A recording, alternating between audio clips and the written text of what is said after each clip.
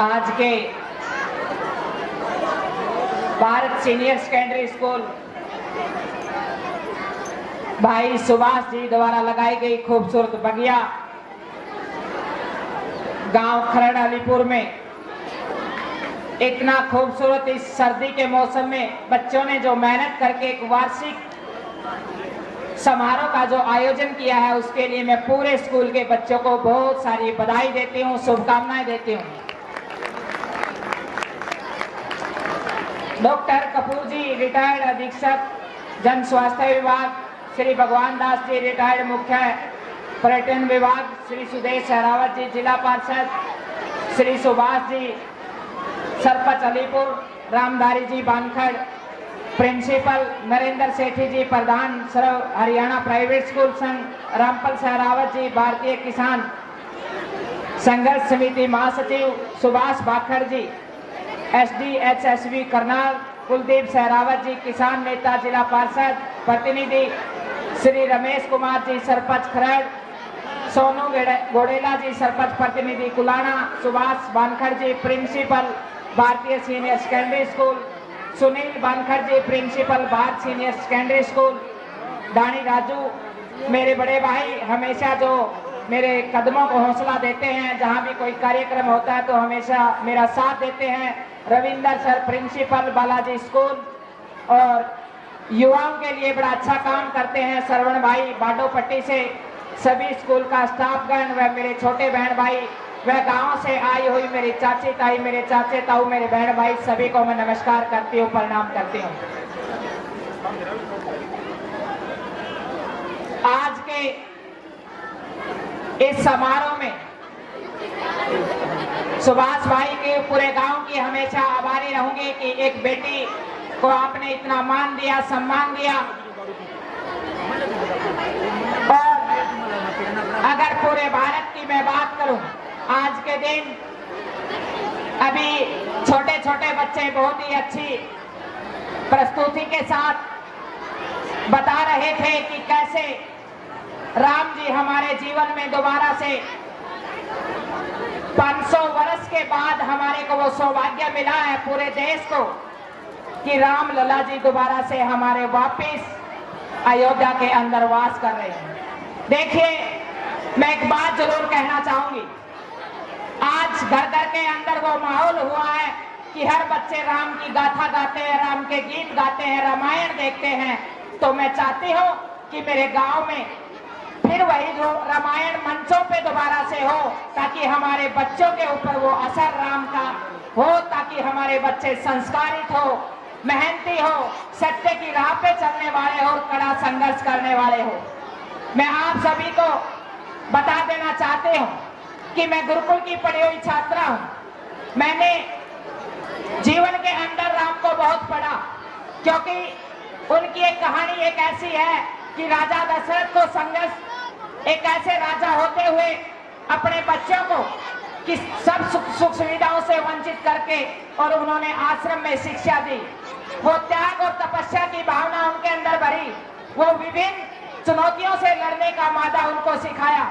तो मैं चाहूंगी जितने भी माता पिता यहाँ पर बैठे हैं, अपने बच्चों को इसी तरीके से एक अनुशासन में डाल करके एक कर्मशील बनाए, मेहनती बनाए और एक जज्बा उनके अंदर पैदा करें, ताकि मेरे देश में फिर से हम उधम सिंह और वीर भगत सिंह को देखने का एक मादा रखें। आज इस स्कूल में मेरी माताएं, मेरी मातृशक्ति बहुत ज्यादा बैठी है।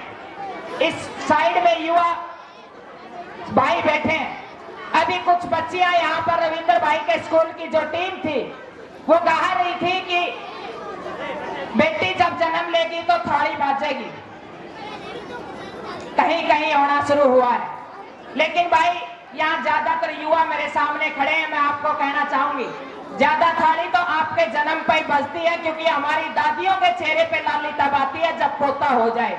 हम चाहे कितना भी इतिहास रचते, कितने भी ओलंपिक में बेटियां मेडल ले आए, कितने भी पहाड़ों पर झंडे लहरा दें, कितनी कल्पना चावला ऊपर चली जाए, लेकिन फिर भी मेरी माताओं के चेहरे पे खुशी बेटों के देख करके आती है।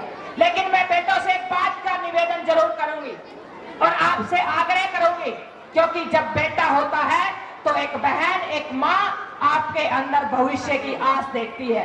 एक पिता आपके अंदर बुढ़ापे की लाठी ढूंढता है, 50 साल के बाद अपने कंधों की ताकत आपके कंधों के अंदर देखता है। तो मैं मेरे देश के युवाओं को एक बात जरूर कहूंगी कि आज नशे जैसी बीमारी घर घर में आ गई है, आज ड्रग्स आ गई है, आज सूखे नशे आ गए हैं। तो मैं मेरे देश के युवाओं से आह्वान करूंगी कि राम को अपने जीवन में अपनाइए, उन नशों से दूर रहिए और अपने जीवन में कर्म शक्ति को वो बड़ा नशा बनाइए, संघर्ष कीजिए, मेहनत कीजिए। मेरे जीवन से मैं आप सभी को बता देना चाहती हूँ, कोई बड़े माँ बाप की बेटी नहीं हूँ, संघर्ष करके मेहनत करके यहाँ तक आई हूँ, मजदूर और किसान की बेटी हूँ। पास में ही लगता मेरा गांव है। हालात घर के बहुत खराब थे। 12 साल की उम्र में पिता का इस दुनिया से जाना, 30 साल में मेरी माँ का विधवा हो जाना, 4 भाई पे बीमार माँ, सब बहन भाई छोटे, बहुत कड़ा संघर्ष मेरे जीवन के अंदर रहा। लेकिन मैं मेरे युवा साथियों को एक बात कह देना चाहती हूँ, हालात कैसे भी हो, इंसान कितने जज्बे के साथ जीवन जीता है ये बहुत ज्यादा मैटर करता है। मेरे सामने बहुत सारी विकट परिस्थितियां थी। 12 साल में पिता का जाना, सब बहन भाई छोटे, माँ 4 भाई पे बीमार, लेकिन मैं हारी नहीं, थकी नहीं, टूटी नहीं, बैठी नहीं। उन परिस्थितियों को स्वीकारा और अपने सिर पे अपने पिता का मनासा मार करके, पैरों में पिता की जुत्ती पहन करके, अपने कंधे पे कसी उठा करके मैंने खेतों की तरफ अपना प्रस्थान किया। खेत भी कमाया, पशुपालन भी किया, घर के सब काम किए और अपने बीमार माँ को भी उठाया और अपने बहन भाइयों को भी पढ़ाया। मैं एक ही बात कहूंगी, अगर आप चाहते हो कि आपके बेटे कर्मशील बने, आपकी बेटियां मजबूत बने, तो मैं चाहती हूं कि आज जो इतने वल्गर गाने आ गए हैं, आज जो इतने वल्गर नाटक आ गए हैं, उनसे अपने बच्चों को बचाइए, अपने बच्चों को अच्छी अच्छी रागनी सुनाइए, अपने बच्चों को अच्छे अच्छे गाने सुनाइए, अपने बच्चों को गीता और रामायण का पाठ पढ़ाइए। मैं गारंटी के साथ कहती हूँ, मैं दावे के साथ कहती हूँ, देश की हर युवा शक्ति बदलेगी, मेरा ऐसा विश्वास है। मेरे जीवन के ऊपर जो असर पड़ा, मैं गुरुकुल की पढ़ी हुई छात्रा हूँ। मैंने स्वामी दयानंद, स्वामी विवेकानंद, स्वामी रतन देव की उस संस्था में बैठ करके शिक्षा ग्रहण की। किस तरीके से स्वामी दयानंद विवेकानंद ने विदेशों में जाकर के मेरे देश का डंका बजाया है, किस तरीके से संघर्ष करके हमारे महान क्रांतिकारियों ने हमारे देश को आजादी दिलाने का काम किया है। मैं मेरे देश के युवाओं से एक बार जरूर उस व्यक्तित्व को याद करने के लिए कहूंगी कि कैसे भगत सिंह ने अपने गले में उस फंदे को चूमा और किस तरीके से हंसते हुए अपने देश को उस बलिदान को देकर के कहा कि घर घर में भगत सिंह हो जाएंगे। मैं ऐसा इसलिए करना चाहता हूं ताकि मेरे देश को आजादी मिले। आज जिस आजादी का हम आनंद ले रहे हैं, आज जिस आजादी को हम जी रहे हैं, इतने बड़े बड़े फंक्शन हम मना रहे हैं, मैं मेरे देश के युवाओं से पूछना चाहती हूँ, क्या भगत सिंह यही चाहते थे कि मेरे देश का युवा नशे में डूबा होगा इसलिए मैं आजादी दिला रहा हूँ? क्या चंद्रशेखर आजाद इसलिए गोलियां खाकर के इस देश से चले गए कि मेरे देश के युवा ऐसी ऐसी हालात में डूबे होंगे, ऐसी ऐसी कुरीतियां होंगी, समाज टूट रहा होगा, रिश्ते टूट रहे होंगे? मैं जितने भी यहाँ पर अभिभावक बैठे हैं, मैं एक ही बात कहूंगी, अच्छी बात है अपने बच्चों को इंग्लिश पढ़ाइए, अच्छी बात है अपने बच्चों को फ्रांसी भाषा सिखाइए, हर भाषा सिखाइए, लेकिन मैं एक बात जरूर कहूंगी, मैं हिंदुस्तान की बेटी हूं, अपने बच्चों को संस्कार जरूर सिखाइए। संस्कार से देश चलता है, संस्कार से देश आगे बढ़ता है। आज जब समाज के अंदर जाती हो तो माए पकड़ करके रोने लग जाती है कि अनीता बेटा बड़ी दुखी हूं। मैं पूछती हूँ कि ताई आप क्यों इतनी भावुक हो रही है? कह रही थी अनीता बेटा एक बेटा था वही नशे में डूबा हुआ है। आगे से निकलती हूँ तो आगे से दूसरी ताई मेरे गले से लग के रोती है और एक ही बात कहती है कि अनीता बेटा 3 बेटियां हैं और तीनों में से तीनों के तीनों नशा कर रहे हैं, एक तो इस दुनिया से जा चुका है। मैं मेरे देश के युवाओं से ये बात पूछना चाहती हूँ, क्या हमारा असली मकसद, क्या हमारा असली टारगेट यही होता है कि हम नशे के में डर करके पूरे जीवन को बर्बाद कर दें? अपने दादा दादी का सम्मान उनको जरूर सिखाएं ताकि वो अपना दादा दादी का स्नेह रखे, ताकि वो आने वाले समय में आपको भी वो प्यार और स्नेह दे पाए। ये अपने बच्चों को संस्कार बहुत जरूरी है। आज जब समाज में चलती हूँ तो देखती हूँ कि पेरेंट्स अपने दादा दादी के प्रति वो दायित्व नहीं सिखाते। आज परिवार में कई बार कई ताऊ पूछ लेते हैं कि अनीता बेटा, आज हमारे समाज के अंदर बेटियां जमीन लेके जाने लग गई है। मैंने कहा ताऊ जी, ये बेटियों का कसूर नहीं है, समाज से निकली हुई बेटियों कह देती हूँ। आज जब शादी ब्याह होते हैं तो सबसे पहले साड़ी बुलाई जाती है। बुआ का वो जो स्थान था वो समाज से जा चुका है, ननद का जो स्थान था वो आज यहाँ से जा चुका है। ये संस्कार मैं इसलिए कह रही हूँ क्योंकि आज समाज टूटता हुआ जा रहा है। अगर हमने अपने समाज को जीवित रखना है तो हमारे पूर्वजों के उस संस्कारों को भी जीवित रखना होगा। इसीलिए आज पूरे देश के अंदर एक खूबसूरत माहौल है, राम का आवागमन है। उस राम की स्टोरी को अपने बच्चों को जरूर सुनाएं और रामायण को जरूर दिखाएं ताकि हमारे बच्चे संस्कारवान बने, ताकि हमारे बच्चे माता पिता का वो सहयोग करें, माता पिता की वो ताकत बने। और खासकर छोटे बच्चों को मैं एक बात कहूंगी कि बच्चों, आपके हाथ में एक किताब है, एक बस्ता है। आज मैं जो कुछ हूँ, आज मैं इस मंच पे हूँ तो उन किताबों की बदौलत हूँ। मायने नहीं रखता कि आपने किस हालात में जन्म लिया, किन परिस्थितियों में जन्म लिया, आपके माँ बाप है या ना है, कोई मैटर नहीं करता। मायने ये रखता है कि आप कितना कड़ा संघर्ष करते हैं और आपके सपने क्या और आप कहाँ जाना चाहते हैं। बहुत संघर्ष किया, खेतों में जा जा करके पशुपालन किया, खेतों में जा जा करके बहुत सारे खून पसीने से मेहनत की। लेकिन मैं मेरे छोटे बहन भाइयों को एक बात जरूर कहूंगी कि पढ़ाई के साथ साथ जो अपने नियमित काम है, अपने पेरेंट्स का सहयोग करें, माँ बाप की सपोर्ट करें। और खासकर मातृशक्ति को एक बात जरूर कहूंगी, अपनी बेटियों को पढ़ाई के साथ साथ घर के काम जरूर सिखाएं। क्योंकि कई बार समाज में निकलती हो तो समाज में चर्चाएं चलती हैं कि हर माँ सोचती है कि बहू तो मेरी काम करने वाली हो लेकिन मेरी बेटी अगले घर जाकर के काम ना करे।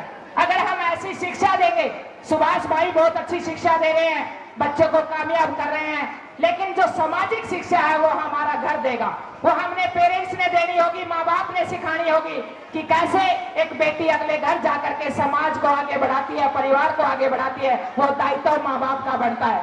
तो अपनी बेटियों को, अपने बेटों को अच्छी शिक्षा दे और युवा शक्ति से काम कराए, अपने बेटों को भी जिम्मेवार बनाए।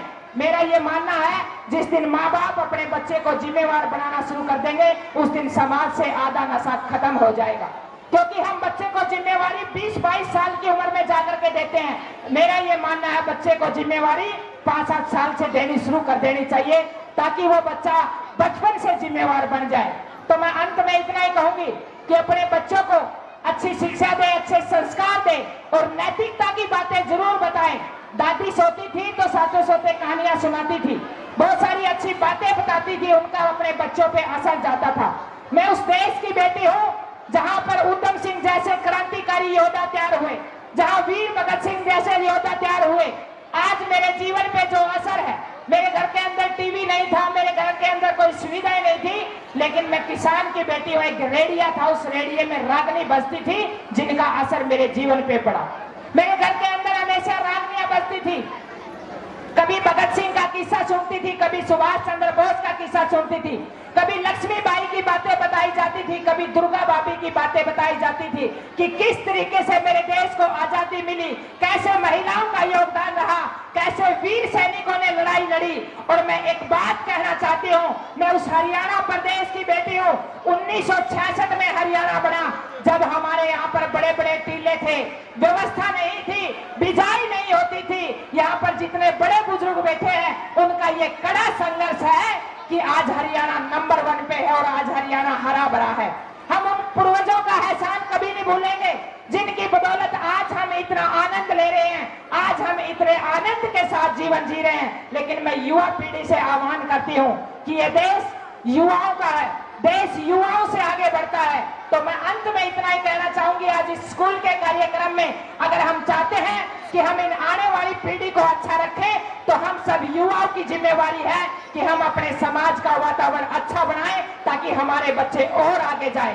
तो मैं खासकर जितने भी गांव के लोग हैं, एक बेटी होने के नाते कुछ सामाजिक बातें, स्कूल का मंच है, लेकिन ज्यादा बातें मैं इसलिए बोल देती हूँ, इन बच्चों ने अभी ये तो कोरा कागज है, इनके अंदर रंग हमने भरने हैं। अगर समाज अच्छा होगा तो हमारे बच्चे अच्छे होंगे। और मैं माओ को इतना ही कहूंगी आज कि जब भी आप रसोई में घुसे, आप चाहती हो कि मेरे बच्चे कामयाब हो, मेरे बच्चे आगे बढ़े, मेरे बच्चे अच्छे हों, तो जब भी आप रसोई में बढ़े तो रसोई में जब आप खाना बनाए तो उन विचारों को उस आटे के अंदर घूम देना। मैं गारंटी के साथ कहती हूँ, मैं दावे के साथ कहती हूँ, वो खाना, वो भोजन आपके बच्चे के जीवन की दशा और दिशा को बदल देगा, क्योंकि इसके अंदर आपके अच्छे विचार होंगे।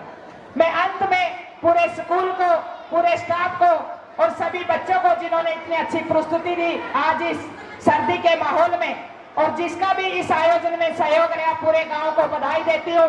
और आज मैं दिल से धन्यवाद करती हूँ सुभाष भाई साहब का कि उन्होंने मुझे यहाँ आकर के बेटी होने के नाते इतना मान सम्मान दिया। मैं पूरे खरड़ गांव की आभारी रहूंगी और हमेशा मेरी एक इच्छा है कि मैं समाज और देश के लिए काम करूं। कई ताई पूछ लेती है कि अनीता बेटा आपने शादी नहीं करी। मैंने कहा ताई, जब शादी का टाइम था तो मैं बहुत झंझटों में थी, माँ बीमार थी, बहन भाई छोटे थे, घर की हालात बहुत खस्ता थी। लेकिन अब मेरे विचार बदल चुके हैं। अब मैं देश और खासकर नौजवान और युवा शक्ति के लिए काम करना चाहती हूँ। आज मैं देश के उन बच्चों के लिए काम करना चाहती हूँ ताकि मेरे देश का भविष्य, जिन हालातों से मैं निकल के आई हूँ, जिन चुनौतियों से मैं लड़के आई हूँ, आज मैं चाहती हूँ कि गांव में अच्छा स्कूल हो, गांव में अच्छा विद्यालय हो, गांव में अच्छे हॉस्पिटल हो, गांव में अच्छी गलियां हो, गांव का युवा आगे बढ़े, गांव के युवा की सोच अच्छी हो। मेरा मकसद बदल चुका है, तो मुझे विश्वास है जब भी मैं आपके साथ आऊंगी तो आप हमेशा मुझे एक बेटी मान करके मेरा सहयोग और साथ भी करेंगे। तो आप सभी का मैं दिल से आभार व्यक्त करती हूँ। जय हिंद, जय भारत।